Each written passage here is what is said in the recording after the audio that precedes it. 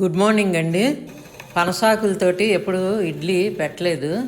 ఆకులు తెప్పించాను, అలా మడిచి డప్పల్లా చేసి కప్పులో పెట్టి పిండి వేస్తున్నాను. అది నీళ్ళు తెప్పాల్లో నీళ్ళు వేసి మరగబెట్టి స్టాండ్ వేసి దాని మీద ఇవి పెట్టేస్తున్నాను. మూత పెడుతున్నానండి. చూద్దామని ఎక్స్పెరిమెంట్గా చేశాను. ఈ పక్క స్టవ్ మీద కూడా ఈ ప్లేట్లోను పెట్టేశాను. ఆ రెండు సరిపోతాయో చాలు అనేసి. అది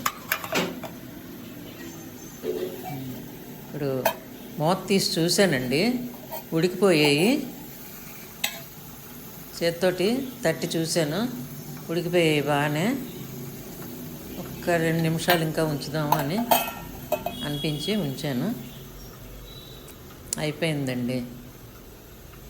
థ్యాంక్ యూ.